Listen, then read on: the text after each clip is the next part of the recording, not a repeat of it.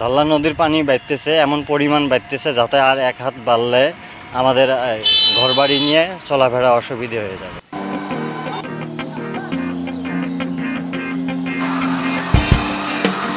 পানি তো রাত্রে থেকে অনেক বেশি বাড়তেছে, এখন বলা যায় না দিনের মধ্যে এখন কি হয়ে যায়। আশঙ্কা করা যায় যে বন্যা হবে এবার।